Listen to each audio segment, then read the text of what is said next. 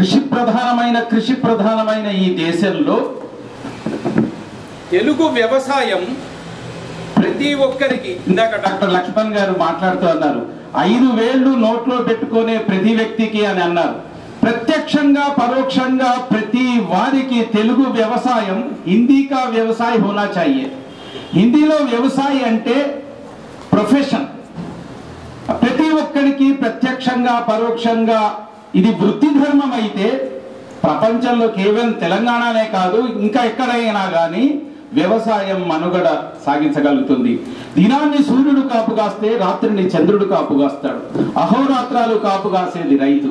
అంటే ఇక్కడ కాపు అనేది కులవాచకం కాదండి. ఈ జీవనాన్ని జ్యోతితో పోల్చారు.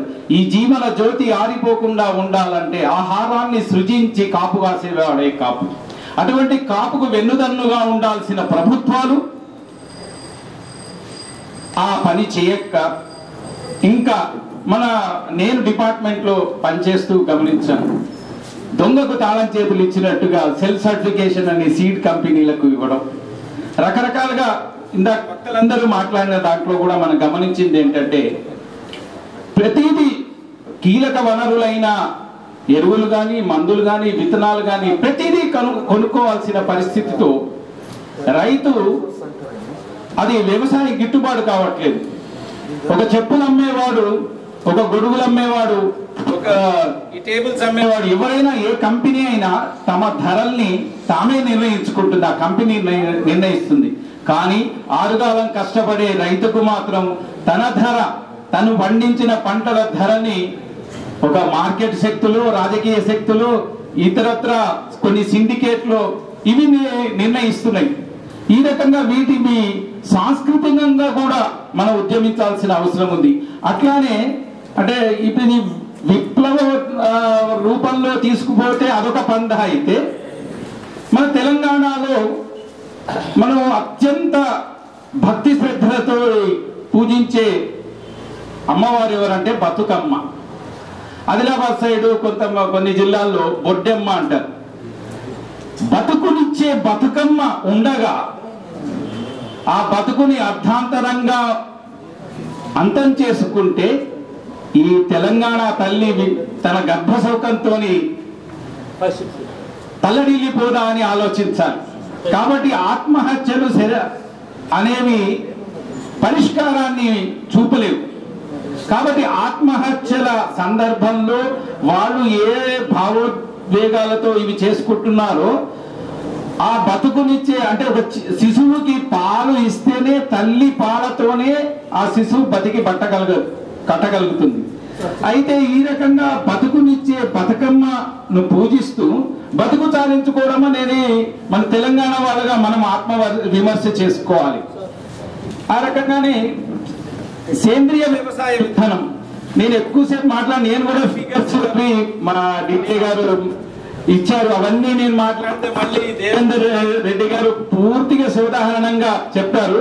పోచంపాడు ప్రాజెక్టు కూడా ఆంధ్ర పాలకులు నక్క ఒక మనకు కొంగకి పల్లెరంలో పాయసం పోసినట్టు పెట్టారు. అది అంతా సిల్టేజ్ అయిపోయి అక్కడ ఉండే నీరు ఉండదు.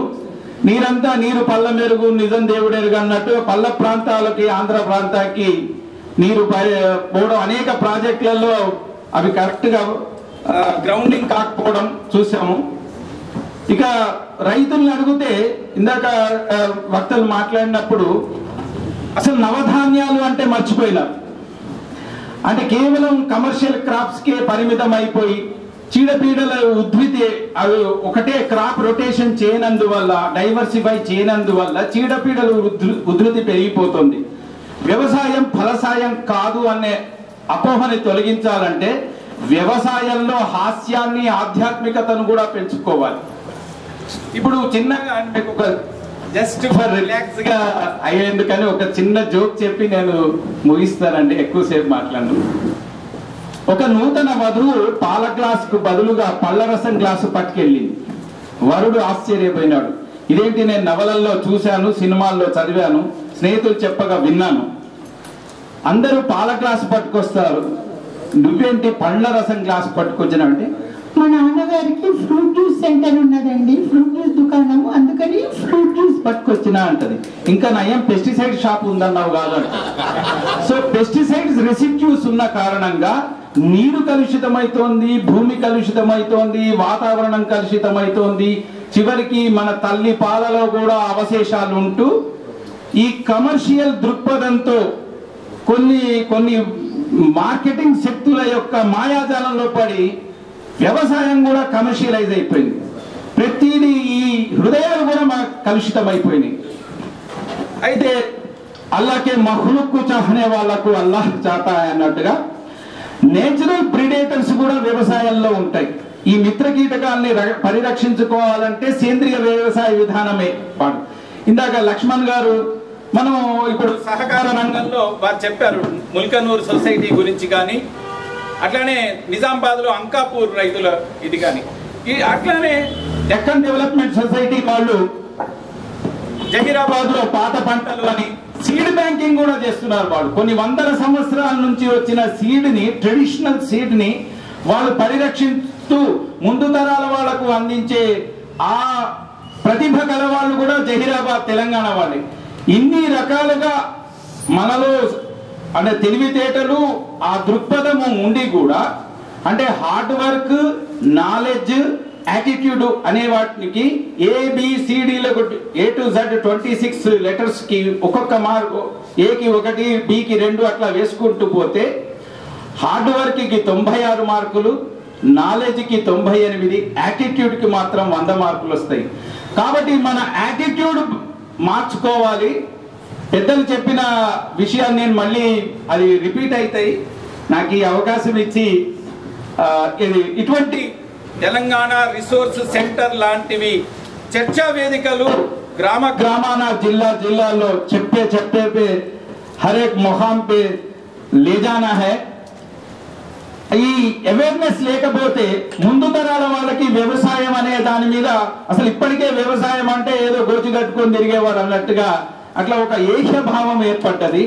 ఈ వ్యవసాయంలో ఉన్న ఇన్ని సమస్యల్ని కూడా అధిగమిస్తూ ఒక స్థితప్రజ్ఞుల్లాగా ఎన్ని చీడపీడల వల్లను, దొంగల వల్లను, మార్కెటింగ్ శక్తుల వల్లను, అతివృష్టి అనావృష్టి వల్లను అనేక రకాలుగా బాధలు పడుతున్నా కూడా భారతీయ వ్యవసాయదారుడు, ముఖ్యంగా తెలంగాణ వ్యవసాయదారుడు వ్యవసాయాన్ని మాత్రం వదులుకోవట్లేదు. ఇటువంటి స్థితప్రజ్ఞత్వం ఉన్న వ్యవసాయదారుడికి ఈ చర్చా వేదికలు, తెలంగాణ రిసోర్స్ సెంటర్ లాంటివి ప్రతి చోట ఏర్పరిచి జాగృతం చేయాల్సిన అవసరం ఉంది. ఈ జాగృతికి అవకాశం కల్పించిన ఈ చర్చా వేదిక నిర్వాహకులందరికీ, ముఖ్యంగా మా DDA గారు రాములు గారికి కృతజ్ఞతలు చెప్తూ థ్యాంక్ యూ.